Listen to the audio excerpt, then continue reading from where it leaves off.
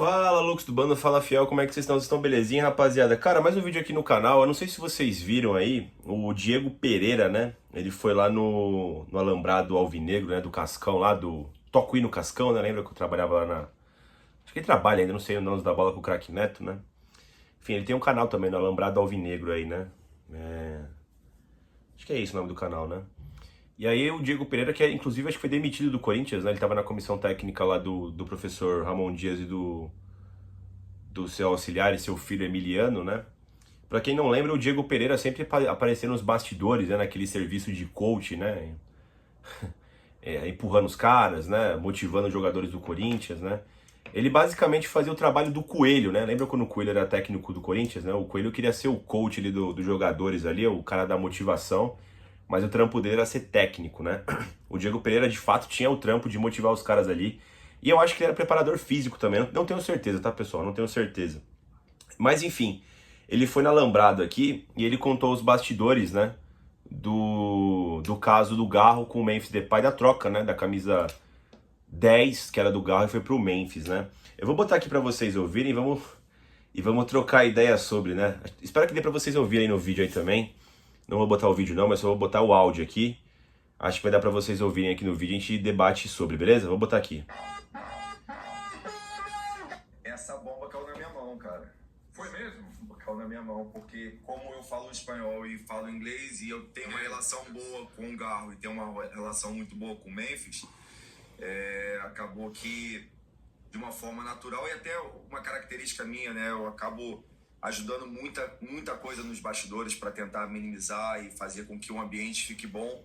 Então, acabando um treino, eu falei com o Memphis, pô, Memphis, você não quer falar com o Garro?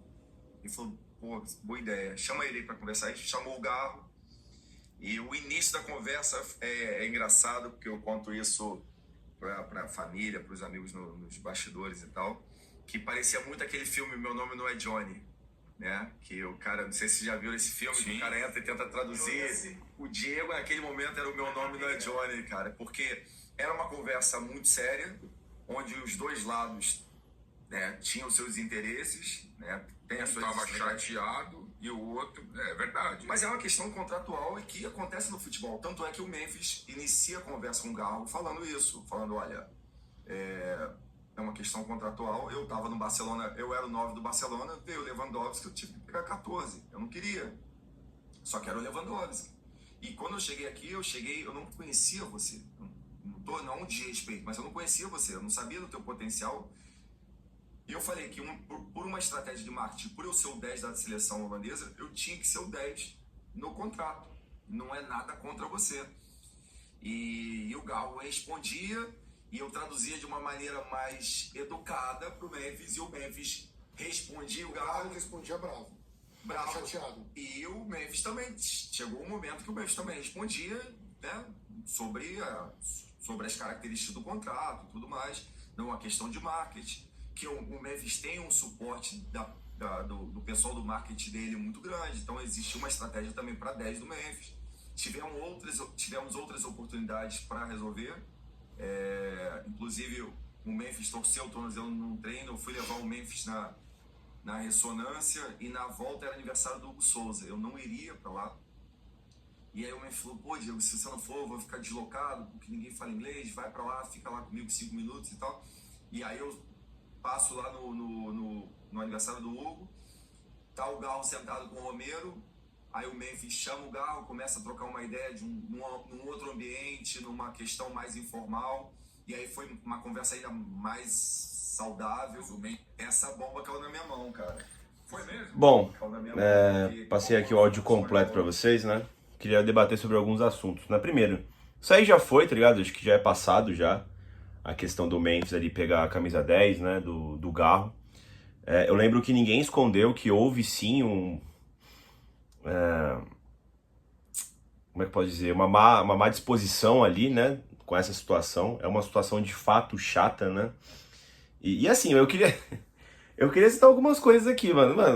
Eu particularmente, tá? Eu sei que tem uma galera aqui, uma fanbase muito grande do Memphis no Corinthians, né?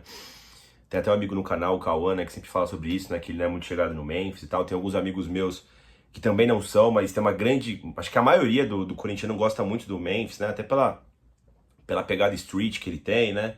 Músicas com Corinthians e tal, né? Tipo, é um cara carismático, o Memphis Depay, né? Inclusive, ele vale tudo isso, né? O valor dele é muito por essa questão midiática que ele traz, né? Se você for ver o Memphis jogando bola em si, eu espero que ele dê muito certo no Corinthians, né? Mas com ele no Corinthians mesmo, eu vejo muito que ele é mais a fama do que o próprio jogador, sabe? Ele é aquele jogador franquia, né? Tem a comemoração específica, ele tem a faixinha, enfim. Ele tem uma série de atributos, né? Que eu acho que até vai além do campo, tá ligado, mano? Ele em campo em si, eu confesso pra vocês que eu acho que ele deve um pouco, tá? Ele deve um pouco pelo que eu espero do Memphis, pelo que ele ganha e tudo mais, né? Eu acho que ele deveria ser um jogador locomotiva, ele não é. Ele é um jogador vagão, ele precisa de outras peças para ele poder render. Diferente do Garro, o Garro é um jogador ali que faz a equipe render. É muito verdade que o Garro esteve durante 2024 todo e só com a chegada do Memphis e de outros jogadores o Corinthians conseguiu sair daquela situação. O Corinthians também não tinha um elenco pronto, né? O Corinthians ele foi fazer o time completo de 24, né? Não só com reforços, mas trazer um time na metade de 24, né? O Corinthians ele faz uma reformulação parcial no início do ano, fica faltando sim jogadores, tô falando de quantidade, tá? De jogadores pro restante da temporada, e na metade de 24 o Corinthians monta o resto do time, né? Mas mesmo na fase ruim, o Galo ainda tava jogando bem, aqui, não tinha números do time, né? Enfim, tava na zona de rebaixamento e tal, né? E o Garrin, ele até foi o grande craque do Corinthians no Brasileirão de 24, melhor meia, né? Fez um duplo-duplo, né? Mais de 10 gols, de 10 assistências durante o Campeonato Brasileiro, né? E... Enfim, o Memphis é muito esse cara, né? Que eu quero dizer, né? Tipo, talvez o Garro jogue mais do que ele, seja mais importante do que ele num geral, mas é óbvio que o Memphis também tem a colaboração dele no Corinthians, né? Mas, eu confesso pra vocês, mano, que a situação aqui acho que é totalmente pró-Garro, né? Cara, o que aconteceu ali é foda, né? Porque eles não foram pedir permissão pro Galo pra pegar 10, eles foram informar.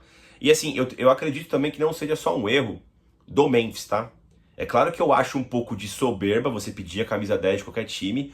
O fato dele falar que não conhecia o Garro, mano, o Garro, nesse sentido, ele é um bom jogador.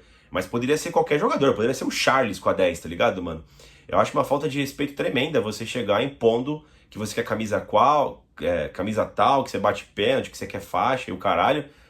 Entendo a questão do marketing e tal, mas entendo que você está mexendo com pessoas ali. Eu acho completamente desrespeitoso tal situação. Inclusive, quando eu falar dessa situação da camisa 10, conhecendo o Memphis com o passar do tempo no Corinthians, eu achei que ele ia relevar a questão da camisa por ele me parecer um cara de bom caráter, tá ligado? Não que ele não seja por conta disso. O que eu acho aqui é que pareceu um pouco de vaidade também, tá ligado, mano? Enfim, sei lá, mano... como vocês sabem aqui, eu não tenho nenhum compromisso aqui entre passar ética, passar valores e tal, né? Eu confesso de que como o Diego Pereira expôs aqui a situação, na minha cabeça, não seria difícil o Garro pegar e meter um soco na cara do Memphis ali, tá ligado? Pelo que foi dito. O Memphis ali, ele citou o Lewandowski ali como analogia, né? Como exemplo. Cara, o Memphis ele se colocou numa posição muito grande, né? De novo, o Corinthians traz ele nessa posição, né? Como um superstar, como um fato novo no futebol brasileiro, né? Mas talvez o Memphis não seja tudo isso, tá ligado, mano? Por exemplo, o Lewandowski pro Memphis talvez esteja muito mais distante do que o Memphis pro Garro, tá ligado? Se o Memphis tá tão acima do Garro assim, tá ligado, mano? Então, assim... Puta, mano, eu se fosse o Garro ouvindo aquilo, mano, eu acho que a primeira coisa que eu ia fazer é dar um soco nele, mano. Eu acho que tinha liberdade poética pra tal feito, tá ligado, mano? Eu vou tomar sua camisa e pronto, eu não te conhecia e... veja bem, né, o Lewandowski fez a mesma coisa comigo, né? Tipo, porra... É foda, mano. É foda. Nos comentários desse vídeo, né, tem muita gente falando, foi por isso que o Corinthians tá jogando mais bola, né? O Corinthians rachou depois desse momento, né? É só você ver, o Garro nunca mais jogou bola depois da troca das camisas. Calma aí, pessoal, não vamos viajar também, não é virar novela mexicana, tá?